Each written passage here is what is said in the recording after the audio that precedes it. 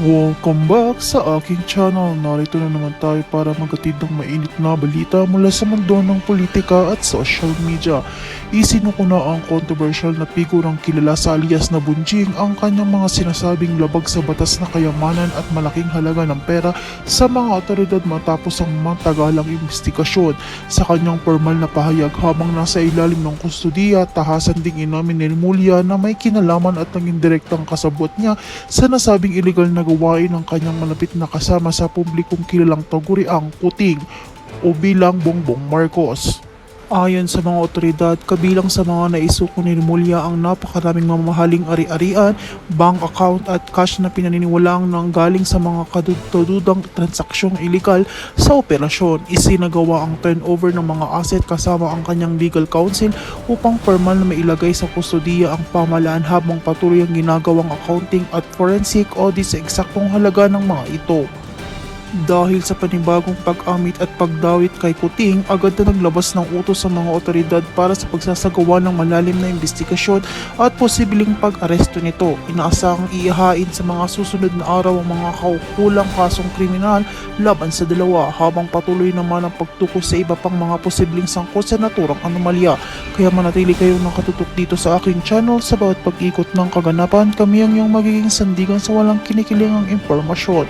Huwag kalimutan mag-like, share, and subscribe para laging updated sa mainit na balita mula sa mundo ng politika.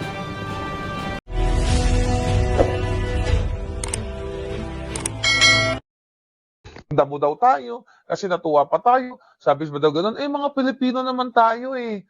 'Di ba, wag tayo matuwa sa mga ganyan, hindi yan magandang gawain. Na pinagtatawanan natin yung Pilipino. Putang ina nyo? Jutang generis kayo? Yung binaboy nyo si PRRD? Nang pinakalat nyo na ako'y gumurgur ng tao? Pagiging Pilipino ba yon? Hayop kayo? Kung sino man sa bangag trolls ang nagsalita nun? Right? Sabi ganun, dapat ano tayo kasi namatay na. Sabi na nanawagan daw sila palangga eh. Narinig, ay dahil di nyo naman kilala yung hayop na ito, di ba? Right? Hindi kasi siya tao, halimaw siya. Kaya deserve niya, ito yung legacy na nito, mo sumikat siya. Kung sa kailan siya namatay, sumikat siya. Pero nung buhay siya, ang pumapansin sa kanya yung kapwa niya, troll. Right? Tapos mananawagan itong mga jutang ginimis na mga tao ni Bangag na tumatanggap ng mali-maletang pera na wag na natin kutsain kasi patay na. Si PRRD, pinakidnap, binaboy, karton-karton, tatay yung karton. Anong sabi? Sino naging karton ngayon? Ilagay sa garapon. Sinong nailagay sa garapon na binuhusan ng formalin ngayon? Di ba sila? Kaya the reason kung bakit dapat kayo manindigan. Tapusin nyo na ang lahat ng sindikato sa Pilipinas. Nakita nyo dito na parang sa pagkamatay ng attack dog na gumagastos na sila ng, kung totoo yung computation na yan, i-maximize na lang natin, 200 per day. Ang pagkain pa, ang expenses pa ng mga kamag-anak ng mga namatay. Di ba? Then, yung mga pakain o yung mga pakimkim. So we're talking about millions at hindi siya vlogger na, sinasabing vlogger na nakipaglaban sa katotohanan. Attack dog siya. Isa siyang halimaw sa garapon. Diba? So kung gusto nyo talaga ano tawag dito? Kung gusto nyo ma-confirm, I just don't know kung saan siya nakalibing.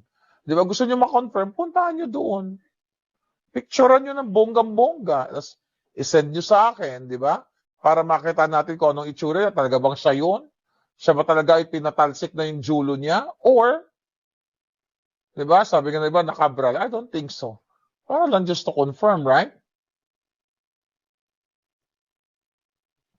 Yeah, I don't curse kasi nga babalik talaga sa'yo, sabi ni Excelso. Yes.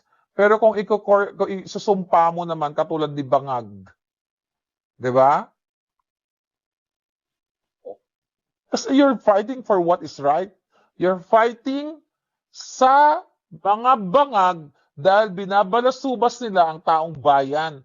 Ang baha sa inyo, sa Bulacan, sa kung saan man, hanggang ngayon hindi pa bumababa. Ang presyo ng gasolina, tumaas na naman. Ang bilihin, hindi kayo makabili ng pagkain, hindi kayo makapa-ospital dahil natatakot kayo, dahil wala kayo ni piso, 2 piso, sikasikain kayo ng doktor, kailangan nyo pa pumunta kay mayor, kay governor, sa kaputang inang guarantee letter na yan. Kailangan matanggal na si Bangag. Sana makarma na silang lahat. Di ba? Kahit magbigay pa si Bangag ng libreng kabaong sa kanilang lahat. Lahat sa maleta gang, matutuwa tayo, di ba? Papayag naman kayo. Sige, gastusin nyo na yung pangkabaong, basta nasa kabaong na silang lahat. Sobra to, ang ano na to, mga kababayan. Yeah. Walang intellectual basis ang pinagsasabi ng troll na yon. Yeah, wala. Diba kasi nga ang trabaho lang ng mga trolls, atakihin si Sara, atakihin si Maharlika. Kaya na, sabi ng palangga natin, ang tagal pala daw nilang hinantay. Nasagutin ko yung trolls nila tungkol sa pinakalat na ako ay gumurgur ng tao. Ay, hindi ko sila binigyan ng pansin. Hindi ko nang pinanood. So, inantay nila kung anong sagot ko, no? So, inantay nyo siguro, I'm just thinking right now, pumasok lang sa isip ko, inantay nyo yung sagot ko, kung ano yung reaction ko para gagamitin ng gobyerno, siguro kung sumagot ako, na nagsabi-sabi ako, manda ka, chuchu-chuchu, baka ako pa ang sisisihin nila na nagpagurgur dyan. Right? Ha? Presidential Management Staff at PCO, yun inaantay nyo, no? Lumabas din sa mga bunganga nyo, sabi natin palangga, Maharlika, okay, palangga, inaantay pala nilang sagot mo. Ngayon ka lang daw sumagot kasi patay na. See? I'm ahead of the game. At hindi ako pumapatol sa basura. Okay? Hindi niyo ako, hindi niyo ako matatrap. Diba? Kasi pinaprovoke nila ako dati. Nagpagsisend sila ng mga video, ng mga link. Uy, gumurgur ka daw. Akala nila magwawala ako. Akala nila magaganto. Gaganito kita. No. Okay? Namatay na lang siya sa kahihintay. Correct. Namatay siya sa kahihintay sa sagot ko. Ngayon, dahil patay na siya, sabi ng palangga, sabi ganun, bakit ka daw nagsasalta daw tungkol sa kanya? Natural. Gumagaso siyang putang inang bangag na yan, dyan sa inyong halimaw, sa garapo, natural. Ginagastos ng pera ng bayan, natural na magsasalta ako, alam na matatahimik ako, di ba? Siya ngayon ang naging karton. Yan ang tunay niyang muka, bago ang retoke. Ang putang inang ito, inuuod ka na nga, hindi ka pa, nandiyan ka pa sa morgue, sa kabaong. Wala pang uod eh. Right? Yes, hindi ko siya ka-level. Kaya lang natin siya pinag-usapan dahil ang pondo ng PNP ngayon, may task force pa. Ang punot dulo yan, ikukonek sa Duterte. Right? Ang natawa ako, sabi ng palangga, imagine, inaantay ka daw nilang sumagot, ngayon ka lang sumagot kung patay na. Ang sabi, duwag daw ako. Really? Duwag? Mga tanga. Hindi sinasagot ang mga gawa-gawang kwento.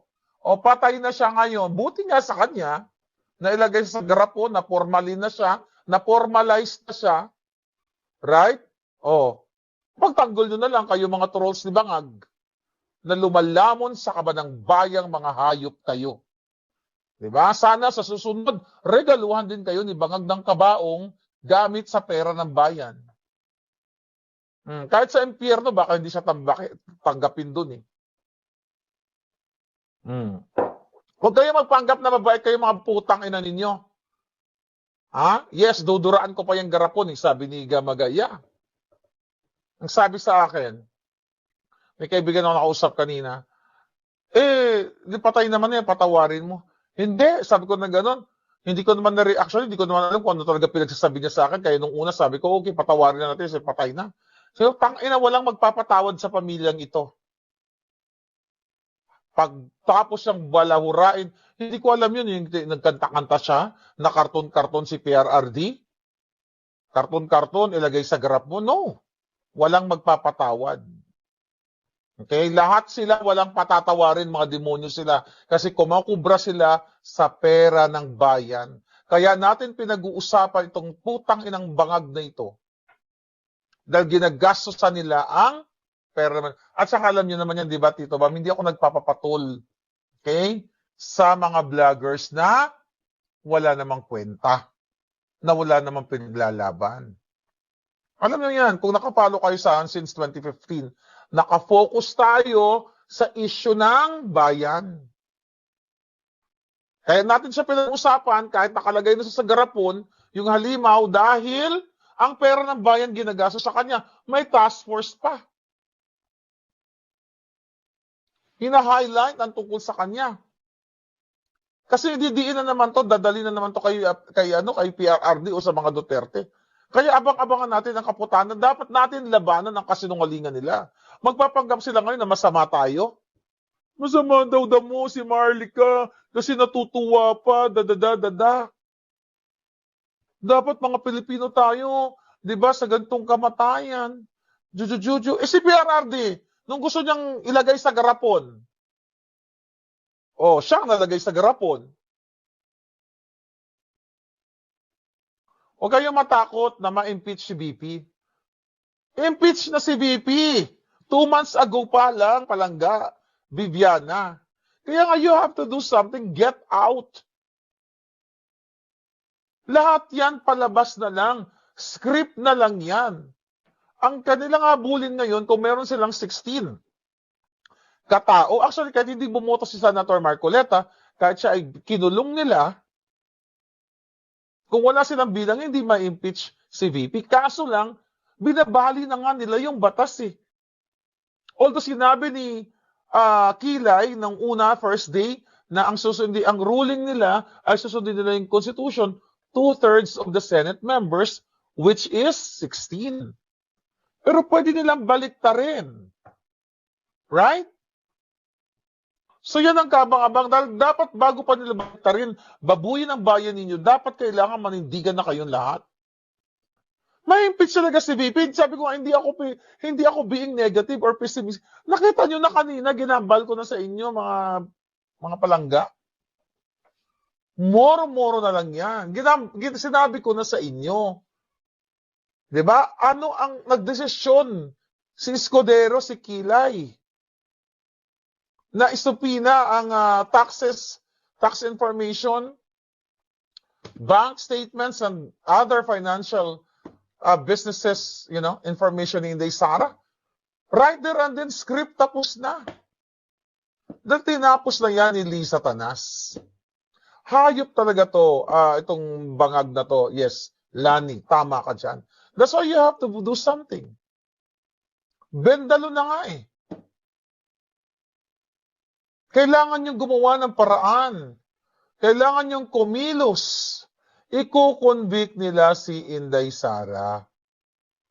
Illegal man ang gagawin nila, Galaxy. Ang pwede na lang gagawin ng mga abogado ni Inday Sara, sabi ko nga sa inyo, di ba?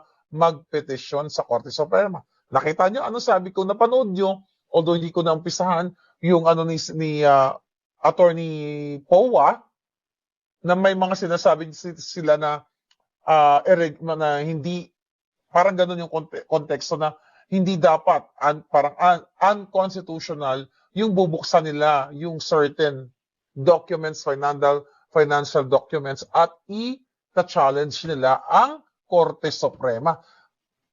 Naalala nyo? Sinabi ko sa inyo 2 days ago, I think. Anong gagawin natin? Susundin nila, babaliin nila ang batas. Ang pwede lang natin gawin, mag-TRO, magpetisyon sa Korte Suprema, at aantayin, okay? Aantayin at i-delay ng Korte Suprema dahil kasabwat na nila. Yun lang yun. Wala naman tayong ibang pag-uusapan. Si Romualdez, kunyari, tatakas ngayon. At tatakas, tutuchuchu. Lahat ito drama lang. Imagine nyo, sinong mag-iisip, ako hindi ni sa hinagap, hindi ko naisip na makukulong si Senator Marcoleta. Although sinabi ko yan sa aking expose na itutumba lahat. Pero sa the likes of Senator Marcoleta, na wala namang kinasasangkutan, kinulong nila. Dahil doon sa campaign money or donation ni Congressman Mike Defensor. Walang imposible sa bangag na ito. So dapat, kumilos na kayo, taong bayan.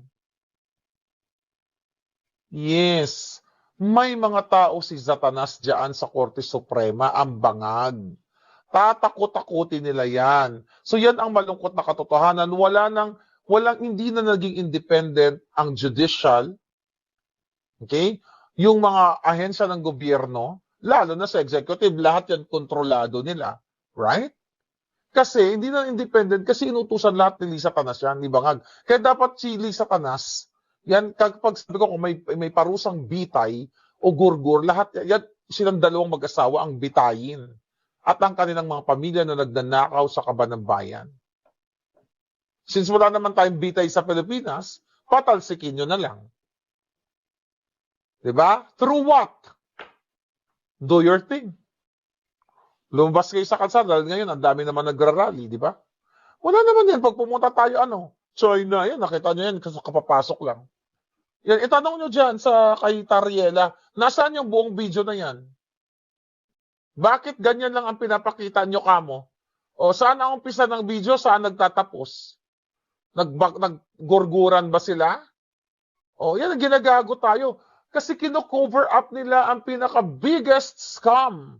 Biggest na pagnanakaw nila sa flood control. Right? Yan ang gusto nilang, ano ba yan, naka-ano? Hindi, naka-ano, no? Naka-mute pala. Okay, hindi pala gumagalaw yan. Sorry, Kanina pa ba yan hindi gumagalaw? Malabo mata ko, hindi ko alam. Ayan, hindi mo alam kung sino nag-umpisa, bakit nagbubugbugan niya mga, nagpaluan sila ng paddle. Right? Gusto nilang pagtakpan ang pagnanakaw dahil si Sandro Marcos, si Charis, yan ang expose din ni Manong Chavez Singson. Kompleto ang dokumento niyan. May geotags ng pagnanakaw sa flood control ni Sandro Marcos. Yan ang gusto nilang pagtakpan. Kaya ganyan ang balita ngayon ng mainstream media. Pinagtsatsagaan, hina-highlight nila yung halimaw sa garapon na kanilang troll, yan sa China issue, sa impeachment ni Inday Sara, para hindi nyo na maalala na ang bilyon-bilyon o maybe trillion na pera ninyo ay ninakaw ng Bangag administrasyon. Di ba? Pumunta ka sa balita ngayon, puro ganyan Ayoko nang pag-usapan yung mga balitaktakan doon sa impeachment, di ba? Na sinasabi ni Senator Alan Cayetano na, dapat parang binibigyan niya ng emphasis na dapat may kaalaman sa batas, yung mga rules dapat yan, alam ng mga senador. Dapat may alam sila sa batas. Anong sagot ni Soto? 29 years na raw siya na lawmaker. Anong ginawa mo? Hindi siya ang gumagawa, hindi siya nagbabasa ng mga batas-batas o nagpo-propose, may mga abogado siya. Hindi personal. Hindi ba may kasong plagiarism yan? Si Soto? Teka lang tingnan natin. Andali lang. Hello mga palangga. Okay. Tignan natin. Hanapin niyo yung plagiarism ni Tito Soto. Okay. Plagiarism. Tignan natin. Soto. Okay, tignan natin. May kaso yung hayop na yan Siya yun, di ba? Tama ba? Bila ko nalala. Siya yung may plagiarism, no? Nag-copy-paste. Tama ba? Ito. In 2012, okay? Ano sabi dito? Na pinipigilan sa Senado yung Reproductive Health Bill. Okay? Anong ginawa ni Tito Soto? Ang yabang-yabang mo? 29 years kang lawmaker? Nagnakaw ka ng part ng American blogger o blog ng American health writer na si Sarah Pope. Anong ginawa niya? Ang ginawa niya mga kapalangga, yung English na part ng speech ni Robert F. Kennedy noong 1966 ay ninakaw niya. Plagiarism, pagnanakaw ng idea ng original author. Right? Naalala ko tuloy, pumasok sa isipan natin. So you talk about 29 years, lawmaker, putang ina, pati idea ng tao, ninanakaw mo. Parang katulad nung namatay, na nahalimaw sa banga o halimaw sa garapon. Ginagaya ako, lahat salamin, pananalita ko, mga terminologies ko, mga jargons ko, ginagaya. It's the same thing with Soto. Okay, kinonfirm ni Kerry Kennedy, anak ni Robert F. Kennedy, okay, na para sa kanya ay plagiarism. Okay, at nag-ask siya ng apology sa kay Soto. Nag-ask ba siya? O, ayan o. Hayop ka, Sotong putang ina ka. Jutang ginimis ka, magnanakaw ka ng... O, ayan o. GMA News 2012. Ayan, nakita natin. Kennedy daughter confirms plagiarism complaint versus Soto. Right? The office of Kerry, well, you know that. Nag-ask. Ang tanong, nag-ano ba siya? Nanghingi ba siya ng ano? Mukhang hindi siya nanghingi ng sorry. Ito, Philippine Senator. Ito. The diplomat. Philippine Senator accused of plagiarism twice. The issue of intellectual property has been a topic of much debate thanks to one Filipino senator's choice of words. So twice siya nag-plagiarize. Basta ang importante, alam nyo na magnanakaw si Tito Soto Miles, si Pepsi Paloma ng utak ng iba. Kung magnanakaw ka ng utak ng iba, hindi malayong magnanakaw ka rin ng maleta.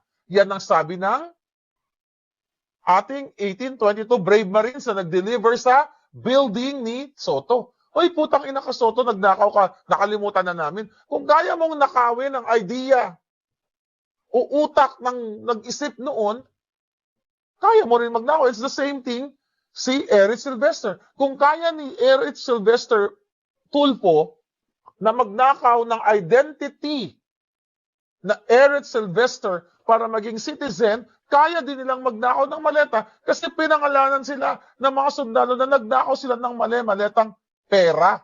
Kaya dapat patalsikin na sila. Ang pagnanakaw ng 5 ay pagnanakaw din ng bilyon. Nagnakaw ka ng piso, nagnakaw ka ng milyon, pagnanakaw pa rin yon. Nagnakaw ka ng idea, pagnanakaw pa rin yon. Ibig sabihin, may history ka na nagnakaw ka. See that? Hindi nyo pa alam yun, di ba? Na nag-plagiarization noong 2012. Yan ang isang mali na wala kang Soto, hayop ka. Okay? Wala kang kredibilidad. Kasi nga, graduate ka sa One Ball University. Sa Itbulaga, ang alam mo lang, di ba, magpasyal-pasyal kayo sa Japan, kasama si Miles. May mga picture kayong sweet-sweet kayo, o, di ba, super sweet, di ba? Bakit kayo sweet? Yun lang naman ang tanong ko. Kasi syempre, kasama nila yung palangga eh. Kasama nila sa Itbulaga. Syempre, hindi naman maiwasan yung magdikit-dikit, magdila-dila, yung mga ganun, di ba? Sige, tanungin mo, Helen Bella, alam mo ba yun? Helen Bella ba sinabi ko? Sumalangit na yung kaluluwa niya. Helen Gamboa. O, madam, alam mo ba na nung pumunta sila sa Japan, yung mga Itbulaga, Itbulaga ba sila? Ano ba pangalan nila? Whatever. Dating Itbulaga. Ang sweet-sweet nila. Pakain-kain, painom-inom, pa-picture-picture. Picture lang naman yun. Baka wala naman yun. Di ba, hindi natin alam. Baka sweet lang talaga sila. Di ba, Miles? Nakita ko yung mga picture, may nag-send sa akin. Ang sweet-sweet nyo doon, para kayong mag-ama, nagtutulungan kayo. Kayo nila, sino ba mga kasama nila? Yung Maine Mendoza na ang asawa niya may kaso, may sangkot din sa flood control na natakpan na. So hindi ko alam, basta sweet lang, makain sila. Wala namang masama sa pag-sweet. Marami naman kasi mga malalaking nagsisweet-sweet, maliban na lang kung after mag-sweet-sweet, nagchuchupa-chup-chup sila. Yun, ibang kwento yun. I just don't know kasi hindi naman ako nanonood ng mga bulag-bulaga na yan. May nagsend lang sa akin ng picture na nag-Japan sila, di ba? Alam mo ba yun? Kasama ba si Helen Gamboa doon? Right? Nagkasama ba doon? Hindi ko alam kasi wala naman ako doon. Kaya tanong lang ako kasi super sweet eh. Di ba? Super sweet. Shout out sa iyo, Miles. Mukha ka namang mabait na bata. Kaya magpaka-sweet ka na lang. Right? Katulad ni Raisa, ginagamit ngayon ng mga dilawan. Lahat na lang, tatakbo yan si Bimbi. Diyos ko po. Wala nang kwenta ang bayan ninyo. dahil hinahayaan ninyong mamayagpag ang mga sindikato. It's about impeachment. Luto na yung impeachment na yan. Yung time na dinakip si PRRD, yan dapat ang time ng pag-alsa, sabi ni Remote. Ayun na nga. Yung measurement nila na wala na. Kaya nga, exactly. Kasi yun yung sabi ni Lisa Tanas. Na wala na raw mag-aalsa, wala na raw mag-people power kasi nalagpasan nila yung pinaka-critical stage, which is yung pagpakidnap nila kay PRRD. Sinabi yan ng mga amiga ni Zatanas at ni Bangag na gumagastos sa resources ng mga embahada. Shout out sa mga ambasador. Alam ko naman na iipit kayo basta lang sa katuparan nyo. Dahil naintindihan ko naman yung mga nasa konsulado eh. Naipit din sila, pwede silang sipain. Pero sana manindigan kayo. Huwag yung personal lang ang inyong interest. Nakikita nyo na binabalasubas na. Kulang-kulang na nga sa resources. Yung mga embahada na whatever embassy, kung saan man yan. Ginagamit pa ng mga amiga ni Lisa Tanas na nagsusupply sa kanya, lalo na nagsusupply sa kanya ng polvoron. Ano yung binansag natin sa kanya?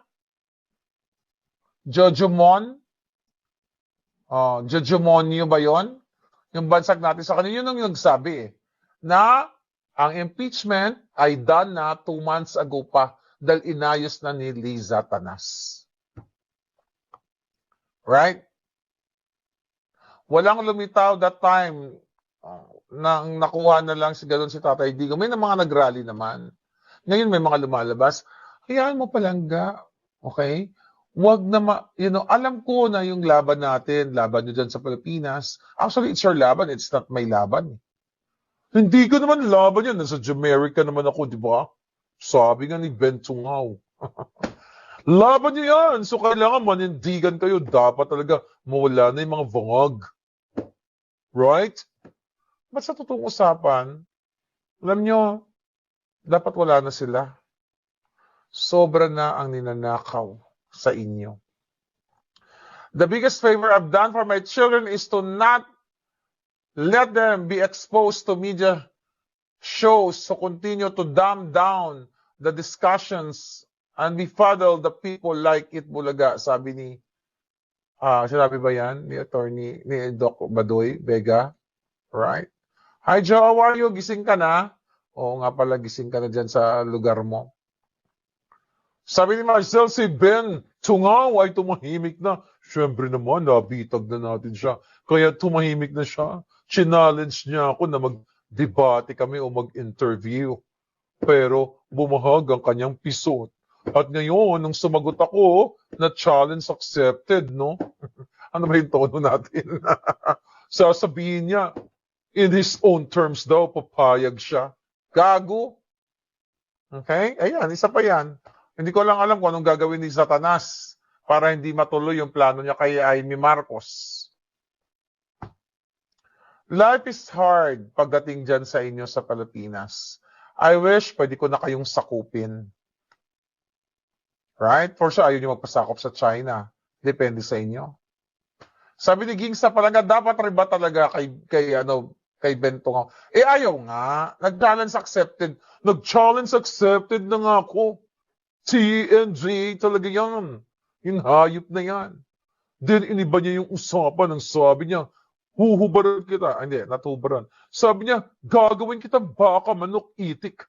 Yung mga kaso mo sa Amerika. See that? Deflection.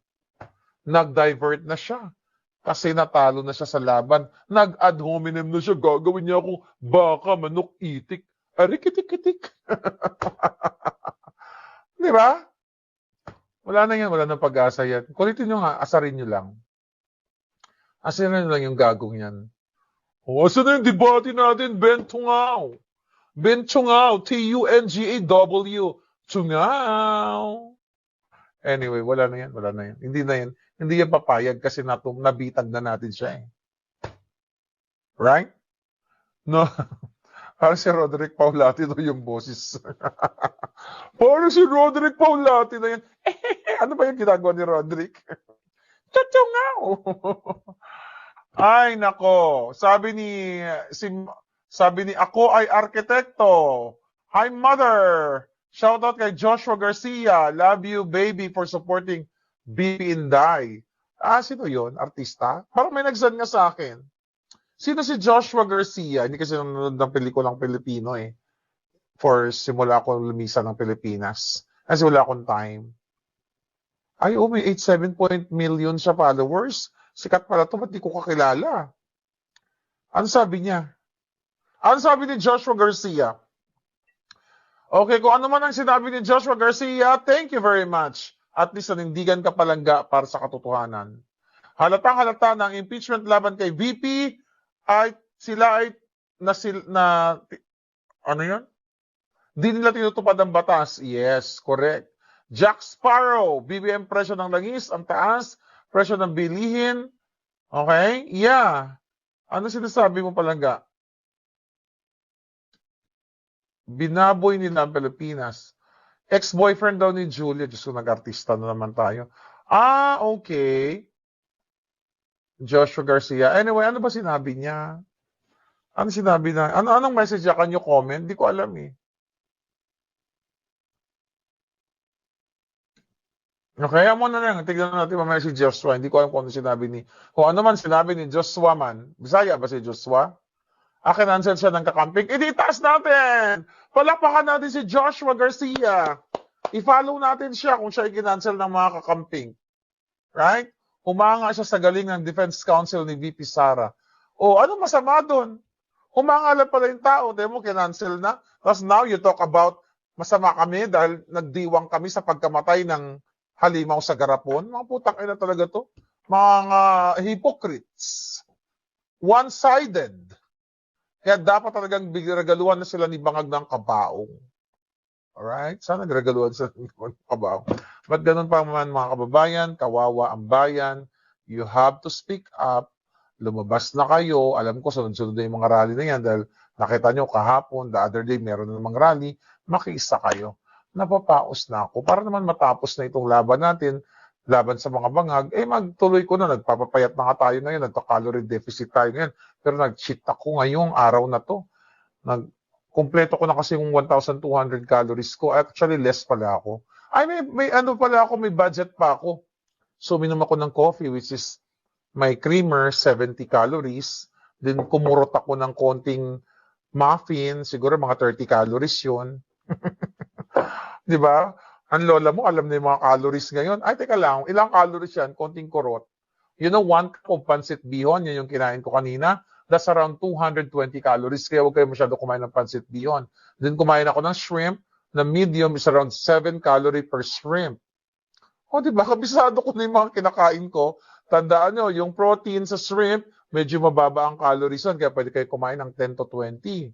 Samantalang yung karne, like chicken, beef, diba? Yung mga 4 ounce noon, mga 150 calories to 200. Right? Anyway, mapunta naman tayo sa calorie intake ko. Anyway, shout out kay Aiko Melendez, sabi ni Celeste, at kay Joshua, ayan, mga kakampi ni Inday Sara. Ganun pa man, maraming salamat sa inyo. Sana, paggising natin bukas, pantay na ang paa ni Bangag. Diba? Ma-overdose na siya, yung mga ganyan. Kasi okay lang naman na i-wish mo eh. I-wish mo na matapos na sila kasi ang pagnanakaw sa kaban ng bayan. Si PRRD kinidnap na nila eh. Hindi naman kayo binaboy ni PRRD. Tapos binababoy nila. So, wish natin na pumatay na ang lahat ng paa ng mga magnanakaw. Bakit itong si Kara, kinundina ba nila? Ang sabi, mamatay na ang mga kawatan, ang mga korap. Korap si Bangag. So, masama ako dahil si Kara David, okay lang mag-wish. Si Marlica, hindi pwede, masamang tao na ako. Na pumantay na yung paa niya. Dapat i-cancel nyo rin si Kara. Dahil sabi niya, sana mamatay na yung mga magnanakaw. Sikat na si